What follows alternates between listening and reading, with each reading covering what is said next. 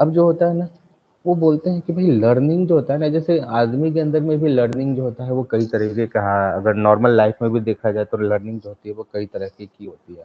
जैसे एक classroom learning होता है, एक होता है कि एक्सपीरियंस के साथ लर्निंग होता है, एक होता है कि जैसे आप राह चलते हो, कोई भी चीज़ों को आपने देखा और वहाँ से सीख गए, एक होता है कि भाई दूसरा कोई कर रहा है और हम सामने से देख रहे हैं, वो हमारे पास में एक होता है। तो इंडक्टिव लर्निंग भी हमारे पास में कुछ उसी तरीके का एग्जाम्पल है।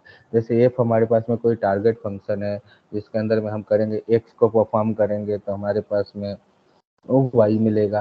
तो इंडक्टिव लर्निंग में भी हमारे पास में कोई इंडक्ट करता है, मतलब कि हाईली सिंप्लीफाइड लर्निंग मॉडल है, जो प्रायर नॉलेज के अंदर पे हमारे पास में कुछ भी काम नहीं करता है। जैसे आप करते जाओ और आप सीखते जाओ, इस तरह की लर्निंग को हम लोग बोलते हैं इंडक्टिव लर्निंग।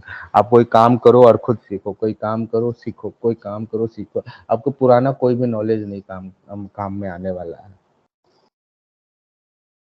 ये होता है इंडक्टिव लर्निंग का। सेकंड हमारे पास में आता है इंडक्टिव लर्निंग के अब कौन-कौन से मेथड होते हैं। कि इंडक्टिव लर्निंग का मेथड के अंदर में हमारे पास में होता है कि भाई हम कंस्ट्रक्ट कर रहे हैं, एडजस्ट कर रहे हैं, हमारे पास में training set, consistent if agree failure, हमारे पास में नॉर्मली कर्व फिटिंग का हमारे पास में होता है। बेसिकली कर्व फिटिंग बताता है कि भाई आपके इस टाइम पर आपने ये किया तो आपका एक्सपीरियंस ये हुआ। जैसे-जैसे टाइम बढ़ते चला जाएगा वो एक्सपीरियंस भी हमारे पास में बढ़ते चला जाता है, और एक टाइम के बाद में क्या होता है कि एक्सपीरियंस भी वो कांस्टेंट होते हुए चला जाता है। फिर वो आपके परफॉर्मेंस में ज़्यादा इम्प्रूवमेंट नहीं होता है, क्योंकि फिर आप वो सैचुरेशंस के टाइप में आ जाते हैं। इसलिए इस तरह के जब कर्व बनते हैं ना, लर्निंग एक्सपीरियंस का जब कर्व करते हैं ना, तो वो हमारे पास में क्या होता है कि कर्व के साइज़ में आता है, और वो थोड़े टाइम के बाद में एक्सपीरियंस के साथ में परफॉर्मेंस का ग्राफ जो होता है, वो मतलब बिल्कुल ही सीधा होते हुए चला जाता है।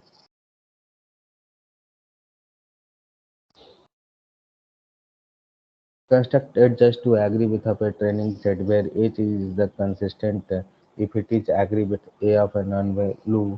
तो ये भी एक हमारे पास में है कि अगर मान लो कि कोई आपके पास में स्टैटिकल डेटा है, तो आप जैसे-जैसे आप करोगे तो उस तरह की चीज़ों को वो बढ़ते हुए चला जाता है।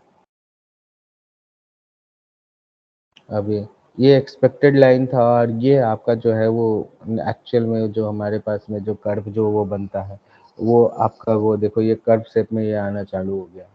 तो ये हमारे पास में जो इंडक्टिव लर्निंग का जो हमारे पास में जो ग्राफ बनता है वो ये होता है। और नॉर्मल जो मतलब होता है कि भाई आप एक्सपेक्टेशन क्या होता है कि आप ये काम करते जाओ, जैसे काम करते जाओ तो ये टाइम के साथ में और ये इम्प्रूव होते हुए चला जाएगा। तो इस तरह की चीज़ें यहाँ पर होती हैं।